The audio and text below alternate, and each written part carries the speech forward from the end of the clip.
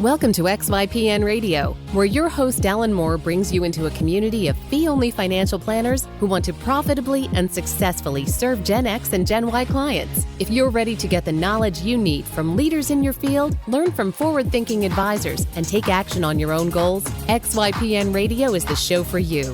Here's your host. Hello, and welcome to this episode of XYPN Radio.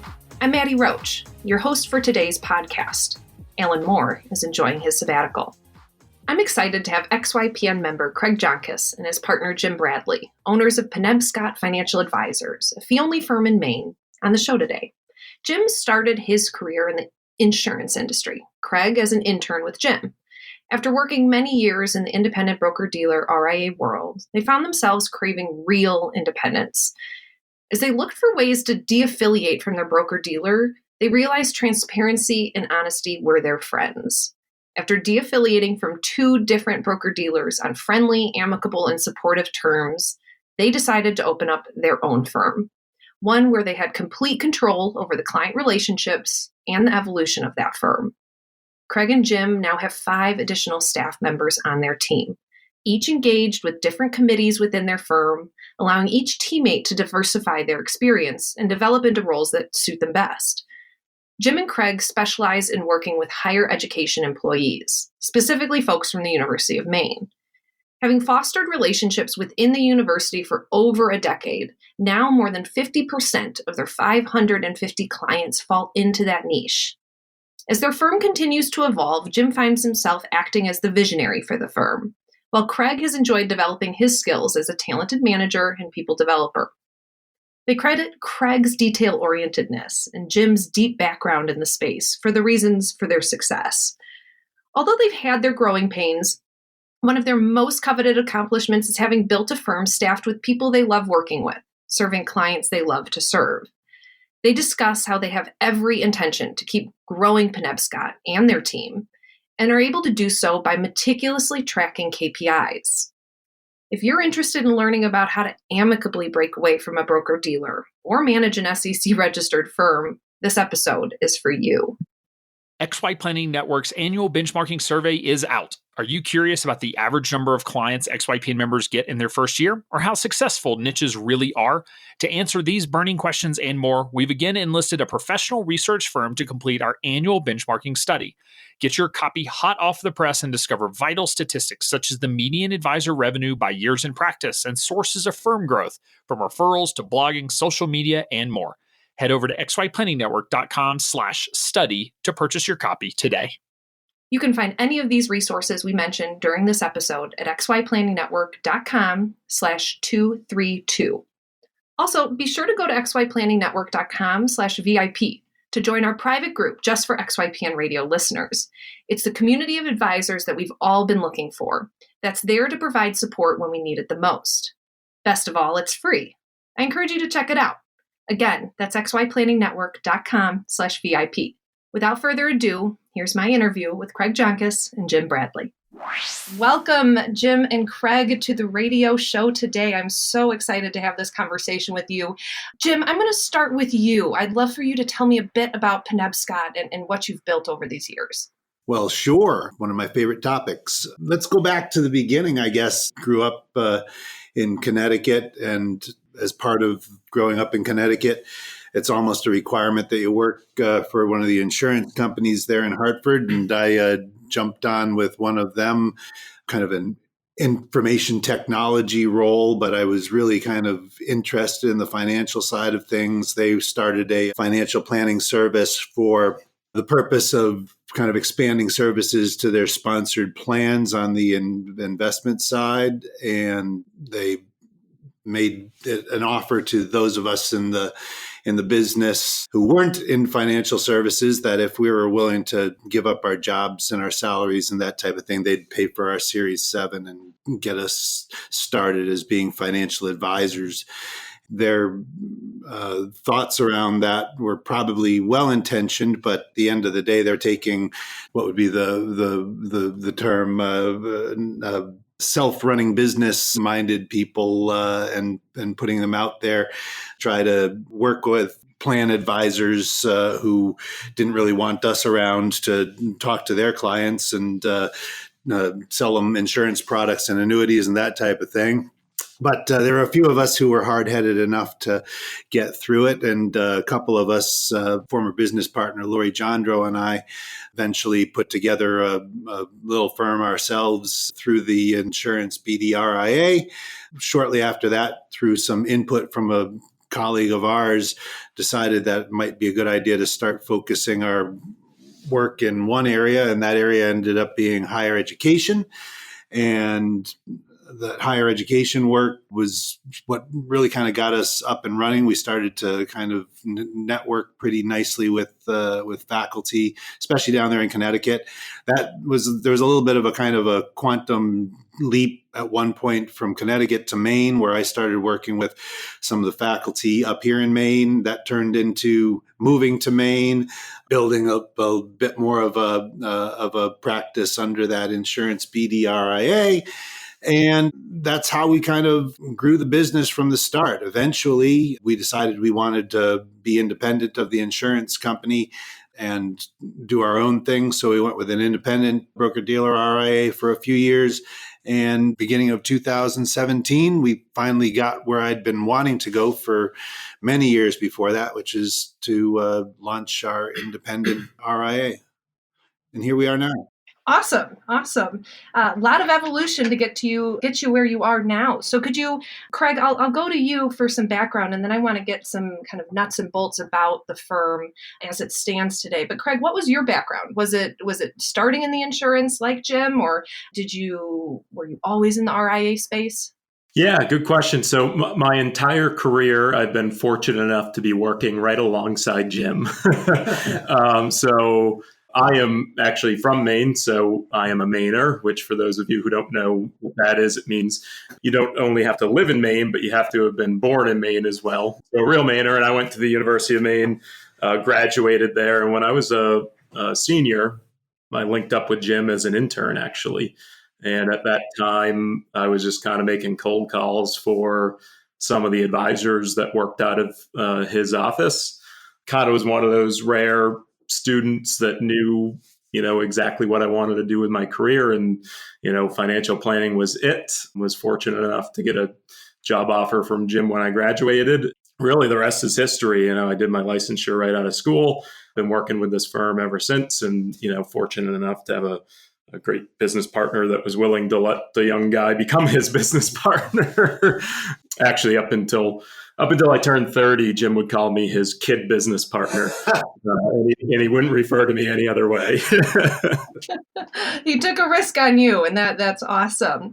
Jim, could you paint me a picture of what Penobscot Financial Advisors is like now? How many staff, how many clients are you serving, and have you really honed in on that higher education niche of yours? Well, sure. And I think we're going to be a little bit different from a lot of XYPN members when it comes to how we grew, just because of the track that we took, and, where we didn't create an RIA out of nothing, but just kind of painfully, slowly evolved to it. The business now, as it stands, we've had more employees, we've had fewer employees. Right now, we're at 7 staff total, including Craig and I. We've got 2 other financial advisors that are salaried. We've got portfolio administrator, we've got an operations manager, and we've got a client service / office manager. So that's, I think right now we're fortunately at a point where we've developed the kind of capacity and infrastructure that will support growth going forward. I don't think we have to, worry about making huge amounts of additional internal advances with personnel or with technology in order to grow well beyond where we are. From waking up in the morning, January 2017, with 0 clients all of a sudden because of our decision to de-affiliate with the broker-dealer RIA that we were with and start up our own RIA, which felt kind of weird. We've gone out and through kind of picking up on a lot of our former relationships with, frankly, a lot of with no interference and frankly, a lot of help and support from our old broker-dealer RIA, we were able to get that up to we're about 550 client relationships right now with just, I'd say we're on the average of about a 1.5 million top line revenue number now. Great.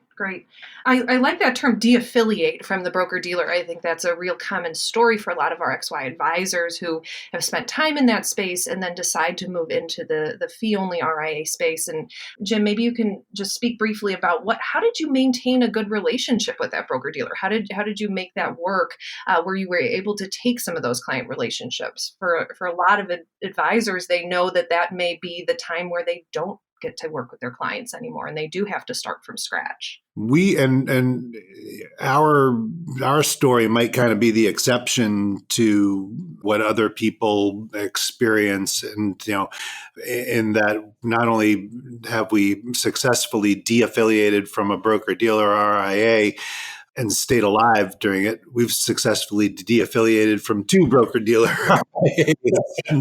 and stayed alive during it. The first one, the big insurance company, there was obviously there's the usual thing that they've got to go through, but I mean, we were as upfront with them as we could be, and at the same time, they saw, and we explained exactly why we needed to do what we needed to do.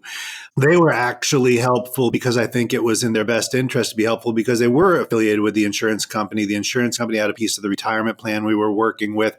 We were obviously going to continue working with that retirement plan on our new broker-dealer RIA. So it was definitely in their best interest to either find, a good distribution channel in the state of Maine, which they couldn't, or just continue to work constructively with us. And so they were, surprisingly, we expected when we sent out the termination notice to them in the morning, we fully expected to have lawyers in our office that day slapping us with restraining orders.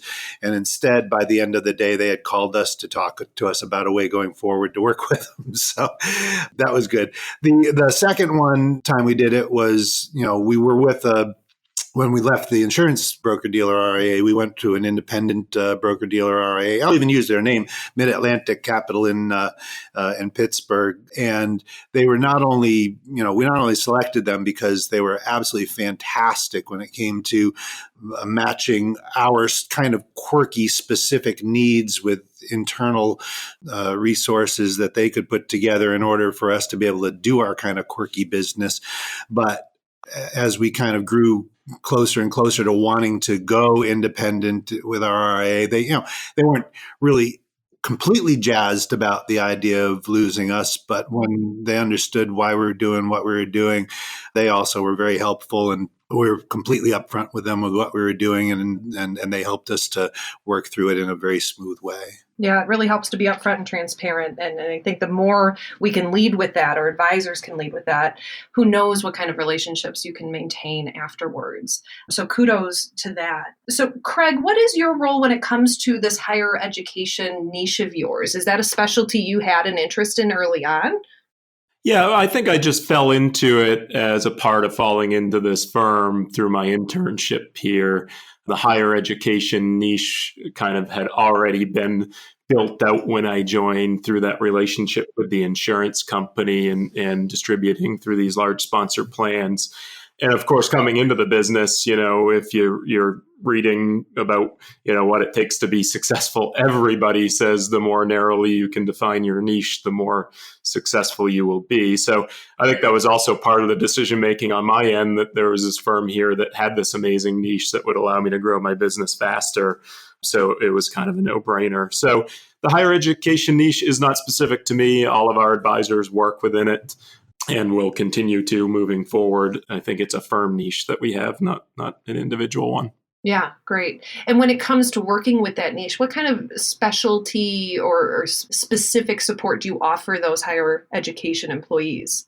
Yeah, sure. So the one institution where we've kind of got our claws in it most here in the state of Maine is the University of Maine itself.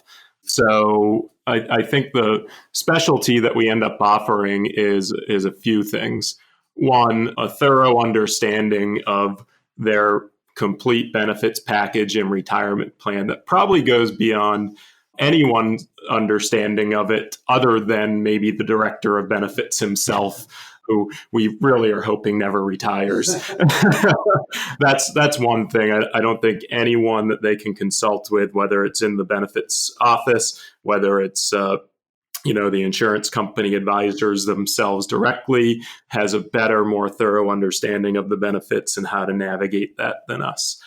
Two, I think the other real specialty that we own there is that we're really the only independent resource that these employees can go to.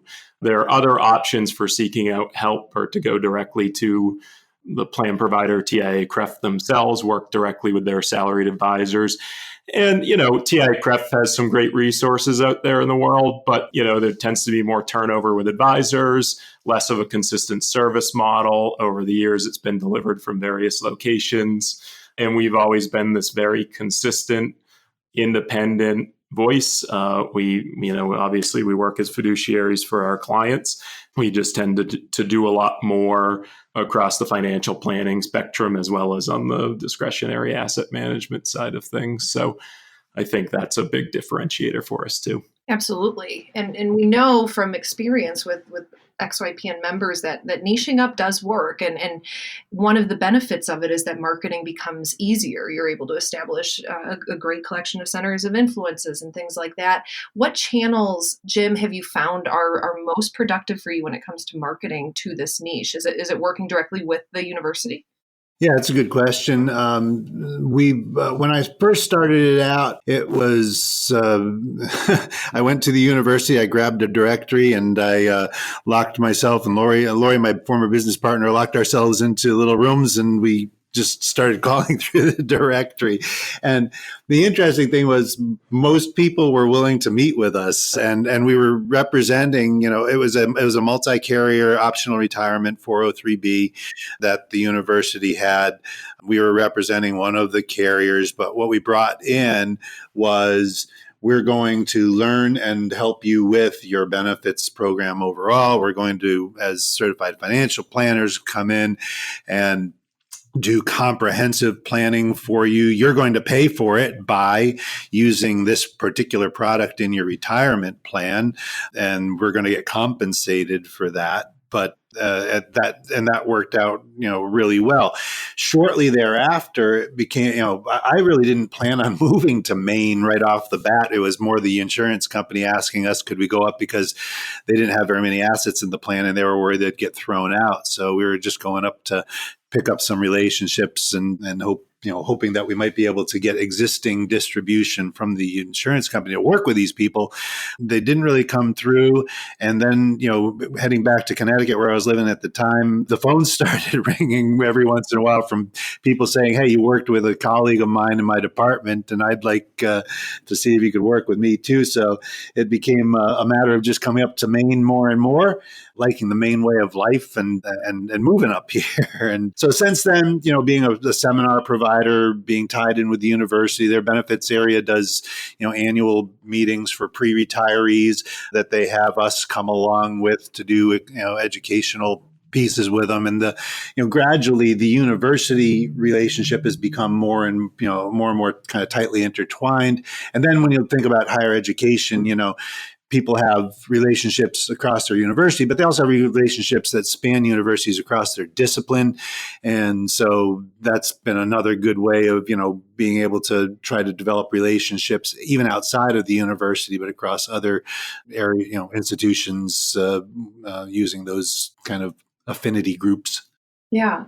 What percentage of your clients, of the 550 clients you work with, would you say fit this niche? Wow, that's a great question. What would you say, Craig? I'd say about 50%.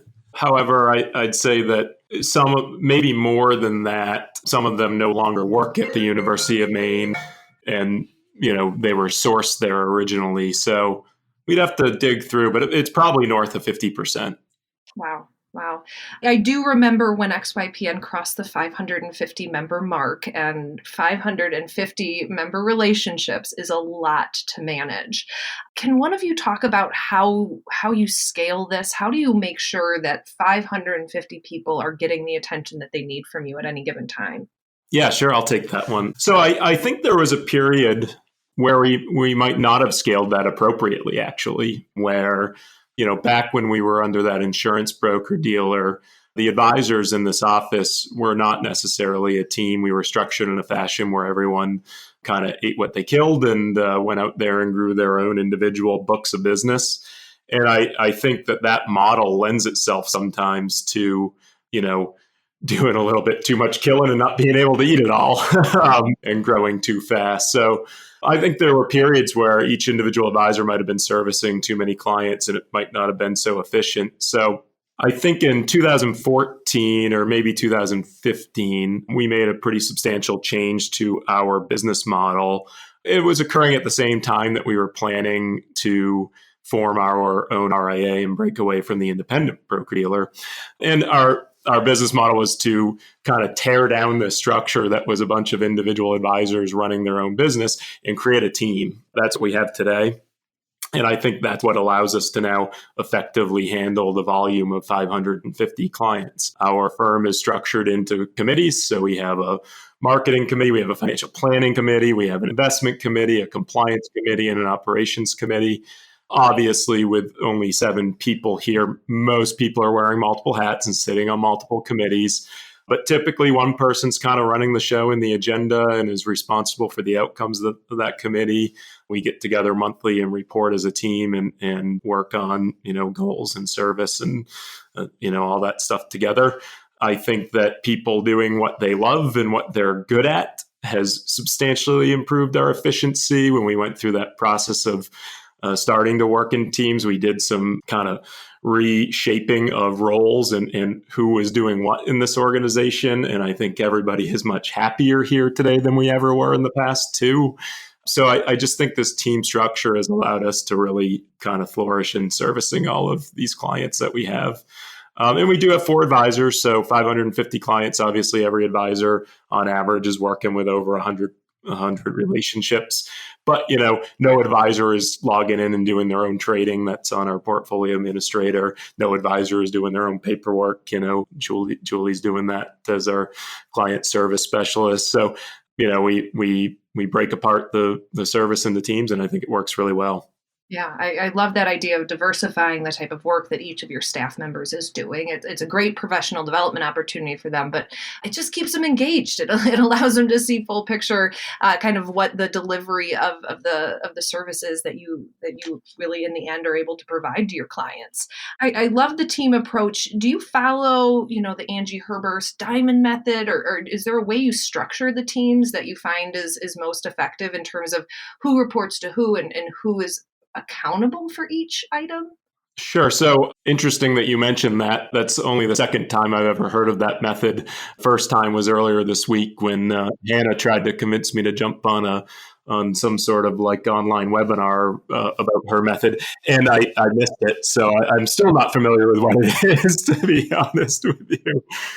It's actually it's a neat way of training advisors in that you have it's shaped in a diamond where you have a support advisor and an associate advisor either at the top or the bottom of that diamond that are then on a team and sit in every client meeting with 2 other advisors reporting up to an executive or some level of executive management level. But really, the idea behind it is that you're able to train your associates in a faster, more comprehensive way by having them have that buy-in of actually being in the client calls, taking those notes, and doing the follow-up. So it sounds like you don't follow that method, but you have some intention behind how you've structured these committees. So I guess I'm just interested, how do you do that? Yeah, well, interestingly enough, I think we might follow that method in our own little way. I'm not sure that our team is big enough to quite follow what you just described. That requires kind of 3 advisors in on meetings. We only have 4 in total, so that would be a challenge. But yes, so as we started to bring on some salaried advisors and split up the workload, we are kind of on this path where we have associate financial advisors, lead financial advisors, and then principal financial advisors. And the associate advisors will spend up to a few years in that role potentially. One in particular, Abram, who we just hired a little over 2 years ago now, hired him right out of college, put him through his CFP program.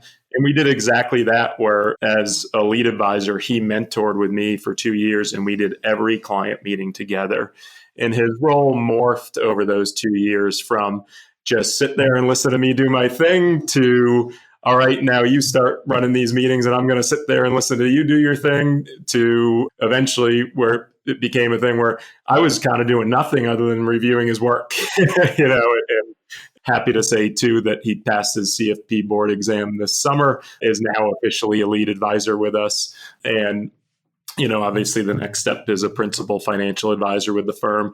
And we were just sitting down this week, kind of reviewing our compensation strategy and roles in this organization. Every fall, we kind of do some strategic planning like this. And we do foresee that in the future, as our team continues to grow, that was kind of a two-person show, right? Me and Abram, a lead and an associate.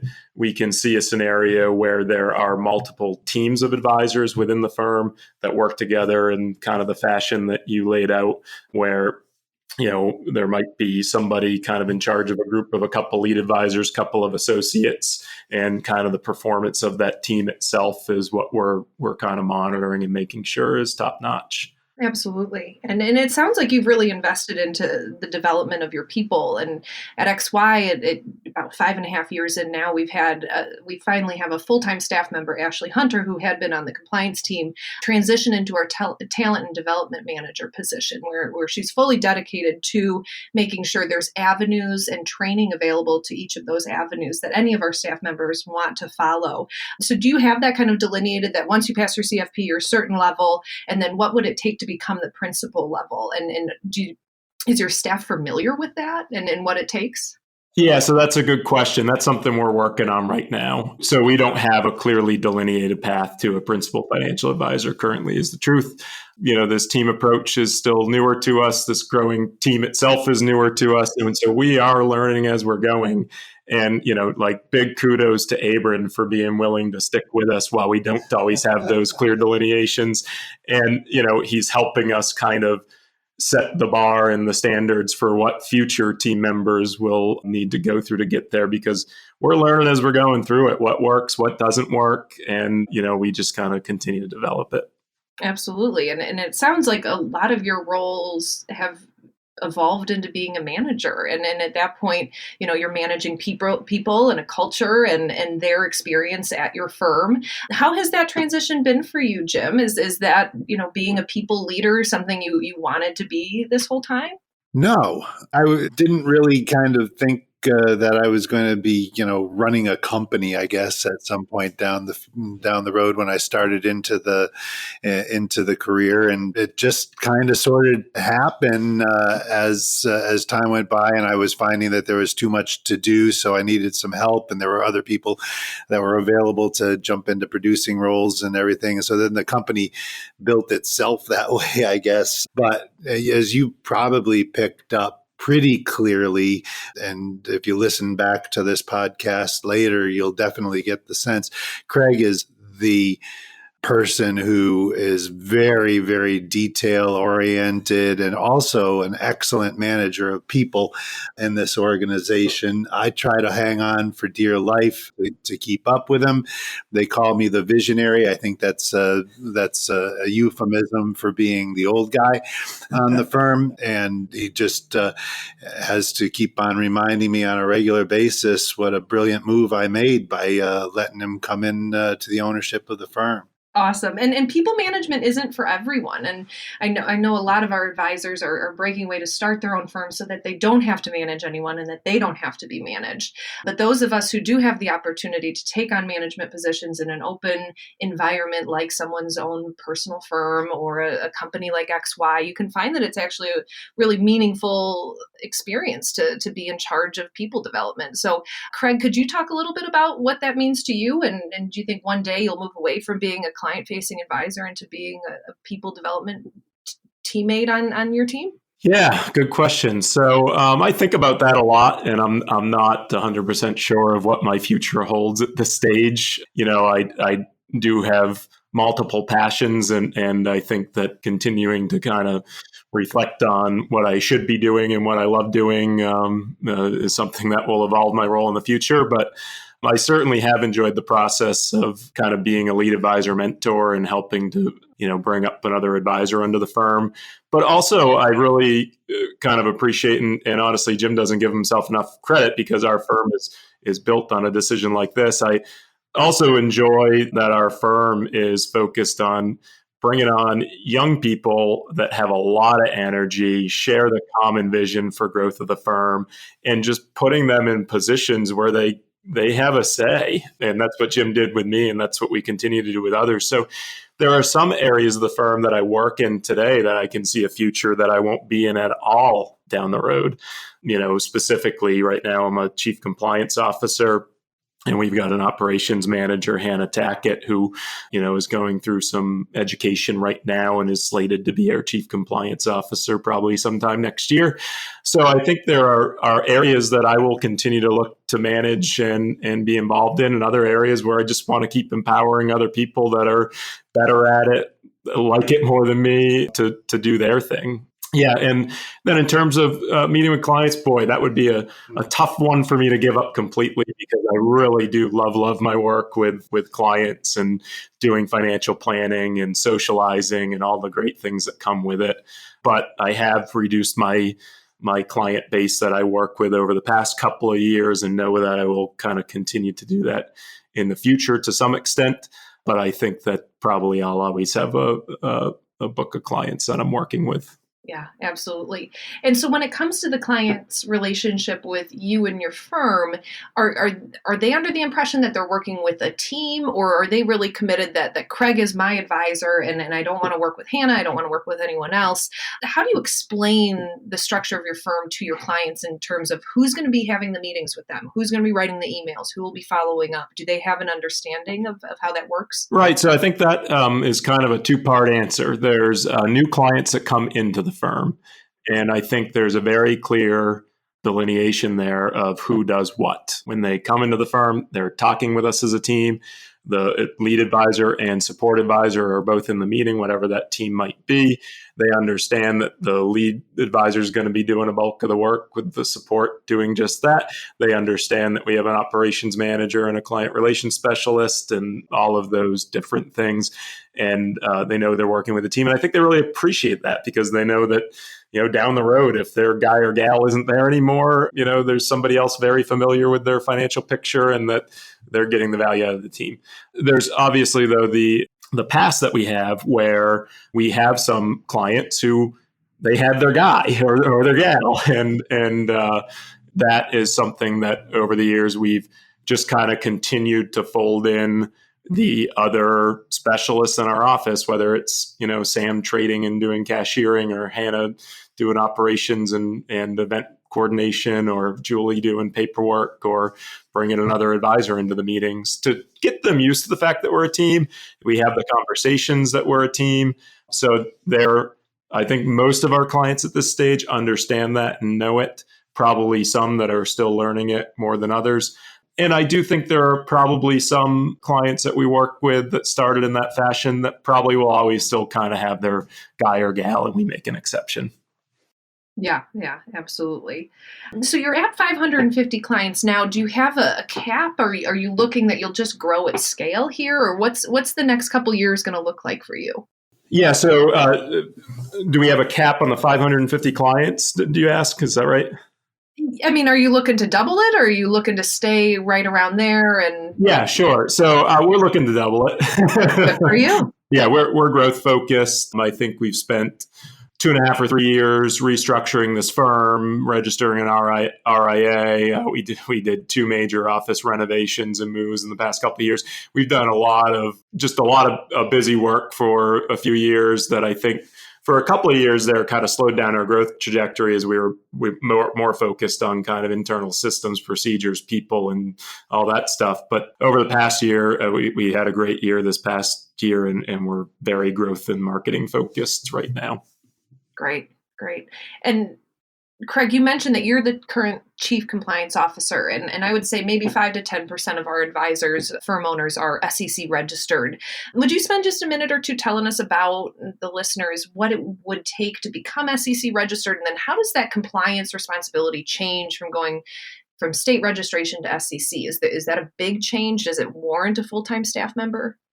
Oh, yeah. So this is where I really wish I had Hannah in the room with me, who is my compliance delegate and future CCO.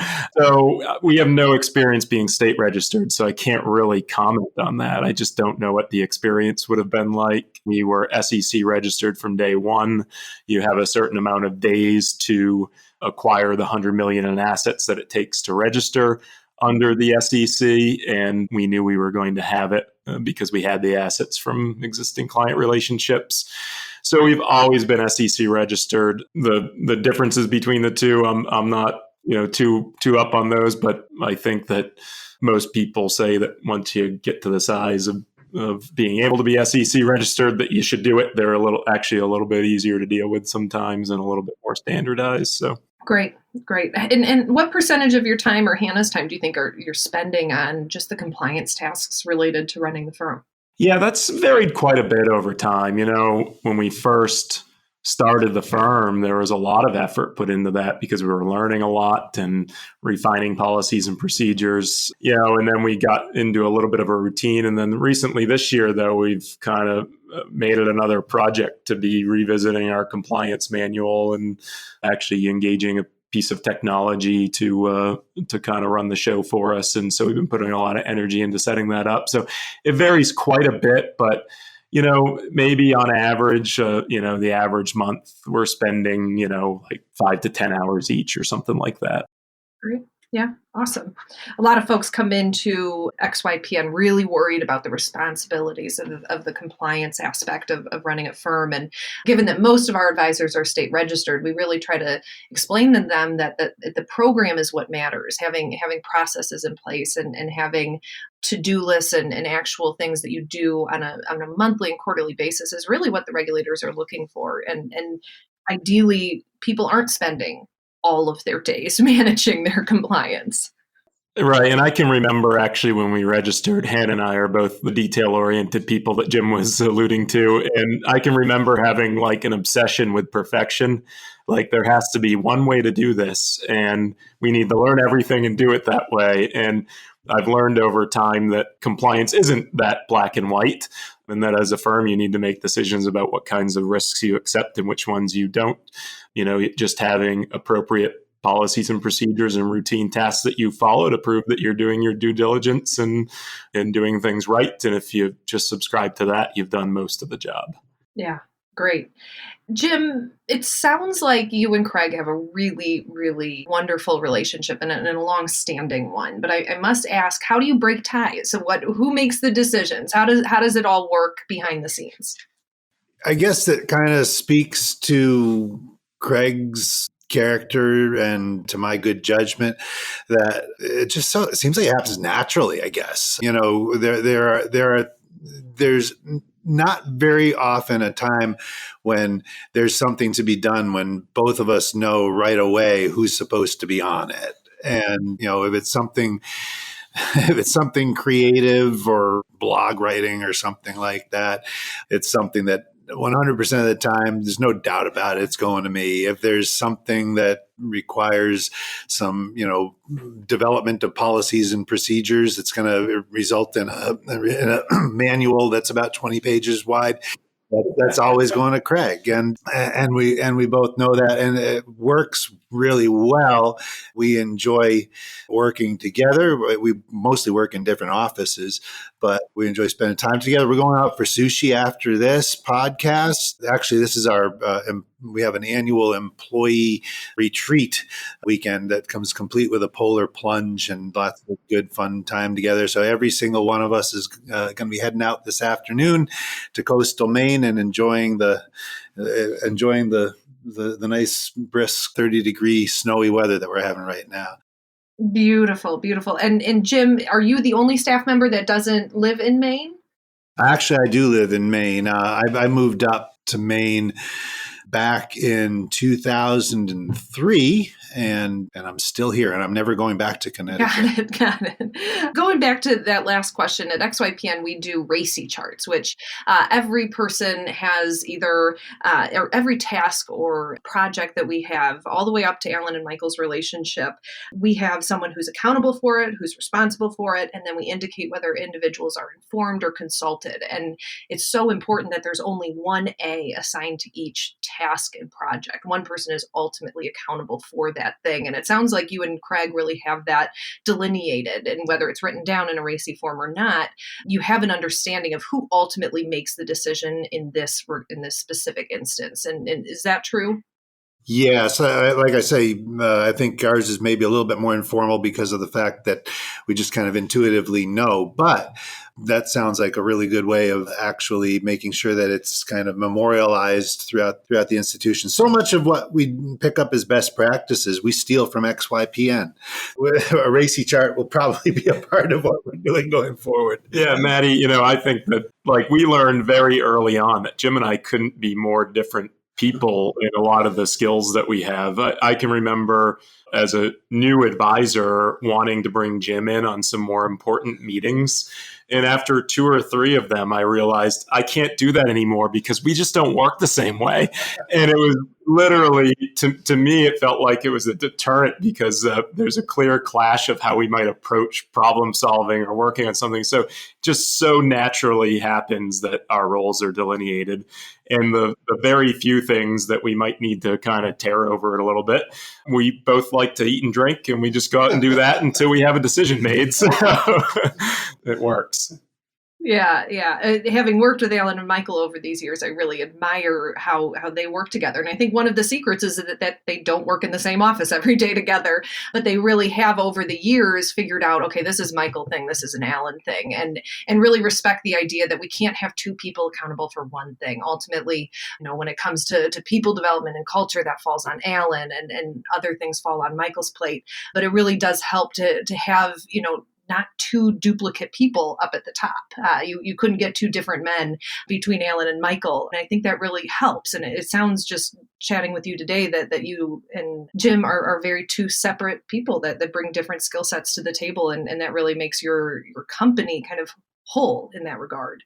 I'd be interested to hear about some of the challenges that you've faced over these years, whether there have been kind of inflection points at the firm or just development wise. Has there ever been times where you really thought oh, this is hard, this is a point where maybe I don't want to keep going forward? Have you had any of those moments? Certainly have. We're just looking at each other in terms of who wants to take this one.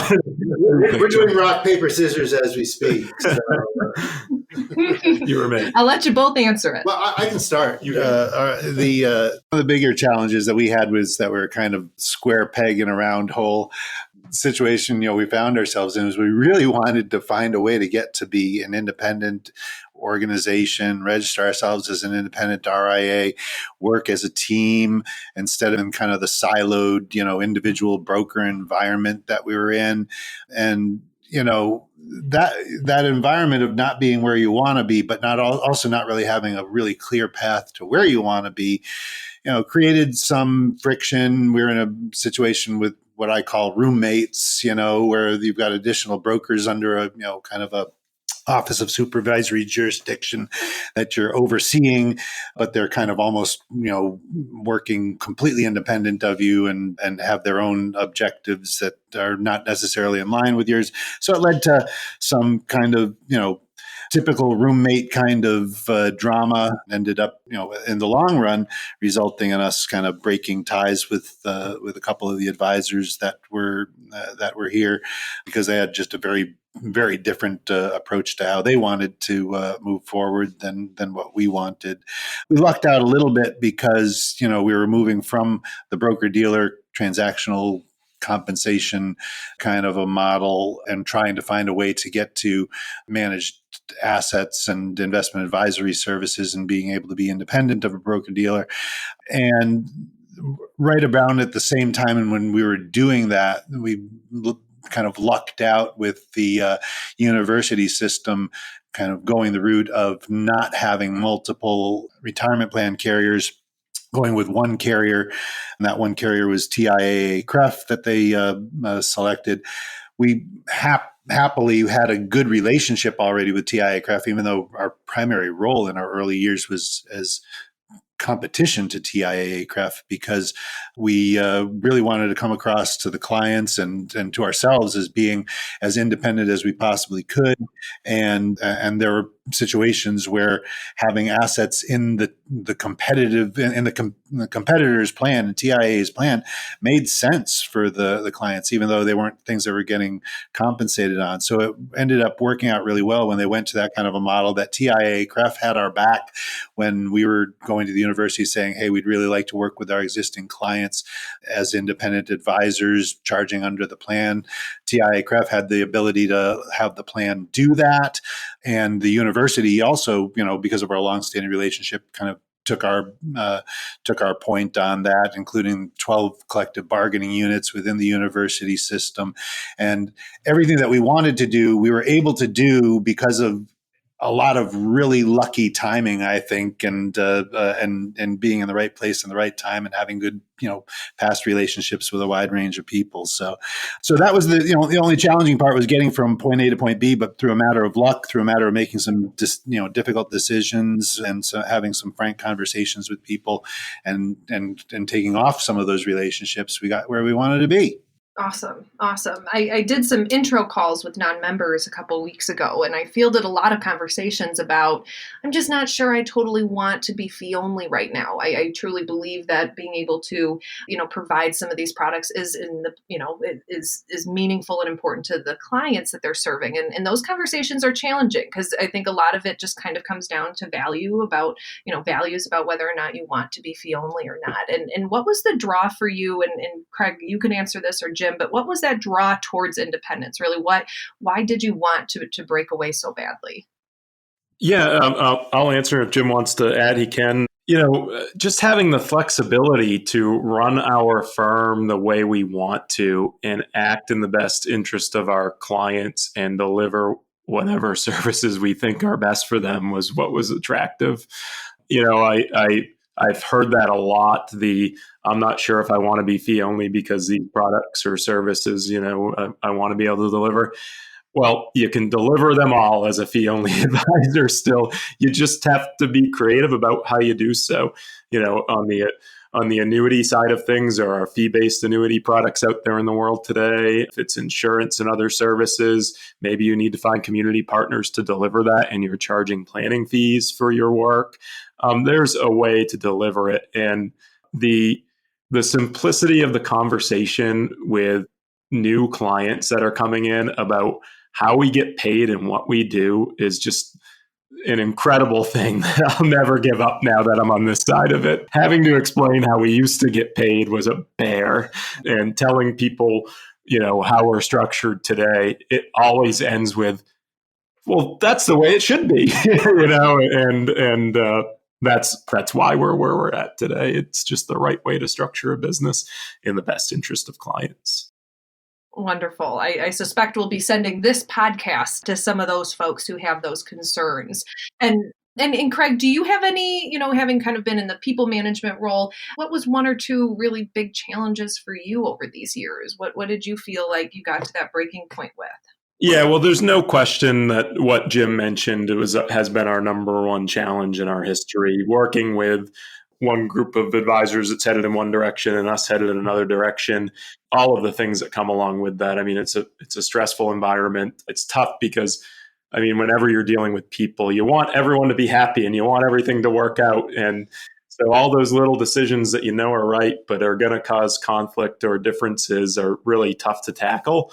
But at the end of the day, I think we all also know in business that usually ripping the Band-Aid off of those things is the right thing to do, and the freedom you get when you're done with it is amazing. So that was definitely our number one challenge. So I won't harp on that one too much more.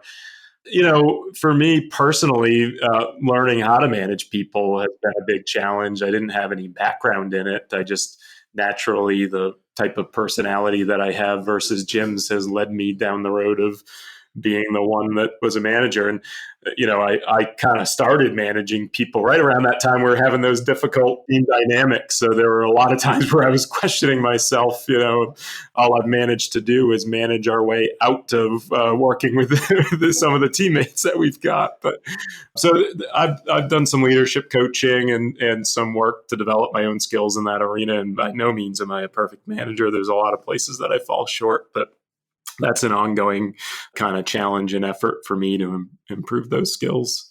Absolutely. Management is a lifelong experience, and you can always be learning more. And I think it's one of those positions that will always challenge us. It just being responsible for the development and sanity of our staff is something that weighs heavily, but a lot of us are really looking forward to continuing to incorporate it into our lives. Jim, you have a lot to be proud of in terms of what you've built over these years. Is there anything in particular that stands out as being the thing you want to brag about or you do brag about? What are you most proud of having done over these years? Boy, oh boy, Maddie, I'd have to, I think anybody who knows me knows that, I move at my own pace, but that I'm also very, very stubborn. And when it comes to, brass tacks, I'm really am willing to kind of take the long route to getting to where we want to be. And so, and we've got a lot of really good ideas as to where that's going in the future, through Craig's attention to detail and parliamentary procedure. We've established some really clear-cut key performance indicators and everything, and we've got a lot of growth ahead of us. Being able to actually, I've got to say, I've been in the business for, I'm going to go 23, 24 years now. The only the past 2 years have I really felt really, really good about where we are and where we're heading. And so I guess, when you ask, what I'm most proud of the fact that we've finally gotten, after a long slog, to exactly where we wanted to be. Michael has kind of brought this up in his podcast and before, you get to there's a point within most advisors as they're building up a firm where they're just very unhappy because they had a good thing going when they were kind of solo. They're not to the point where they've got a multi-billion-dollar firm that just kind of runs itself, and they're all of a sudden finding themselves in these kind of doldrums of not much compensation, whole lot of work, taking on a whole lot of headaches that they never kind of really planned on. And I'd say that we're on the far side of that particular part of our growth trajectory right now, and that ends up feeling pretty good once you get on the other side of it. I can certainly attest to the fact that you definitely get to that point at some point along the road, and you do need to make the decision as to whether you're better off just kind of being in a lifestyle practice and being a sole practitioner, or whether developing a firm gets you something. But I can say for me, the answer became developing a firm, and now I'm to the point where I'm just reaping all of the benefits of it, and the benefits being that I get to work with people that I really enjoy working with on an ongoing basis, and we get to do things exactly the way that we always wanted to do them. Oh, if everyone could get there, this would be a great industry. Craig, Jim mentioned KPIs, and I can't not ask about KPIs at a firm your size. Would you mind going into that just a little bit in terms of what do you track on the daily? What are those metrics that if you were on an island, you would have to see and hear about to know if your company was doing okay? Yeah, sure. So we measure net asset growth as a firm. So, asset growth outside of market movements, of course. So what are we kind of producing and bringing in for managed assets? Measuring actual change in revenue, because we are top line focused right now. We're measuring revenue per client. So that's kind of like a health of our book metric, right? We should be hitting there. And then I guess there's other various things that we measure too. Oh, Jim's reminding me I'm forgetting about EBOC as well, earnings before owner compensation. So that's the other big metric that we're tracking and putting in front of the team on an ongoing basis. So those are kind of our 4 key performance indicators. And then, other things that we might dabble with from time to time, but not quite as routinely or formally. Yeah, great. Is that EBOC a specific KPI to your niche? I'm not familiar with that. Okay, I believe actually Kitz's might have been the one that turned us on to EBOC originally. So I guess when you so it's a profitability measure, right? You take net profits and you add back owner salary and compensation. And the reason that it's effective for us is that when you're measuring and then also paying your people based on profits, the owners of a 7-person firm, which are, 2 out of 7 are owners, can really impact the bottom line number just by changing their pay. If Jim and I double our pay, we can reduce profits of the firm and reduce the bonus pool that's available to all of our people next year and just take some for ourselves. So we never felt comfortable with that, even though we did used to measure profits. And it was actually a Kitz's article that we read that talked about EBOC that made us change what we're tracking. And now we're just looking at profits of the firm that are really from our actual operations, not necessarily including what we choose to pay ourselves. Yeah, absolutely. Oh, I can't wait to read more about that.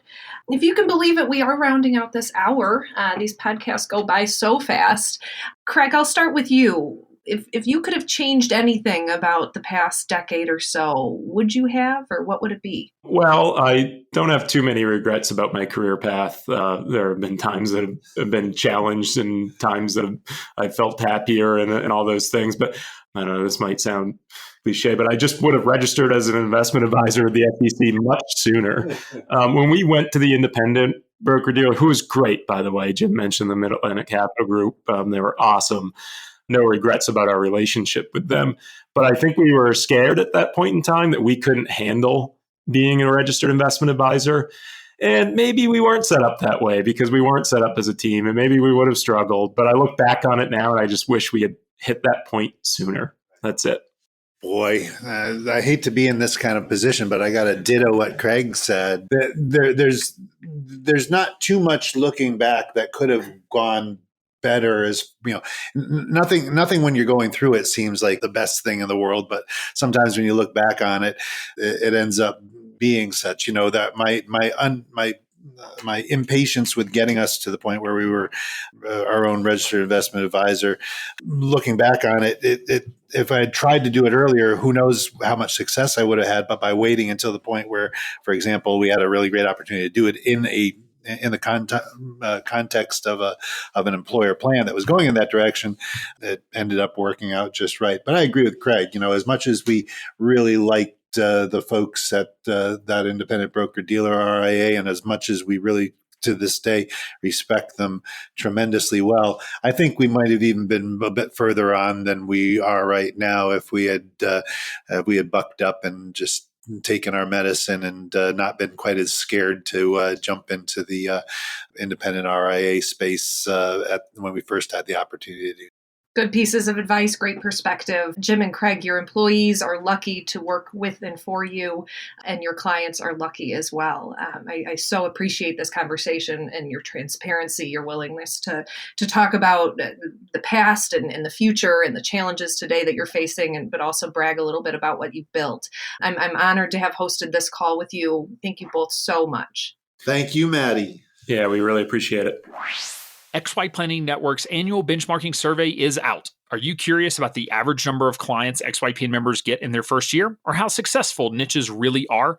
To answer these burning questions and more, we've again enlisted a professional research firm to complete our annual benchmarking study. Get your copy hot off the press and discover vital statistics such as the median advisor revenue by years in practice and sources of firm growth, from referrals to blogging, social media, and more. Head over to xyplanningnetwork.com/study to purchase your copy today. Be sure to join our VIP community at xyplanningnetwork.com/VIP to hang out with other XYPN radio listeners, ask questions for future mailbag episodes with Alan and Kitsis, and finally, to find a community of like-minded financial advisors. Thanks so much for joining me today. We'll see you next time. You're not alone, and you're not crazy. It's scary starting, building, and growing your own financial planning firm. And that's why we put together a free private community just for you, the Cutting Edge Financial Planner. Go to xyplanningnetwork.com/VIP or text XYPN Radio to 33344 and join a network of thousands ready to change the lives of Gen X and Gen Y clients.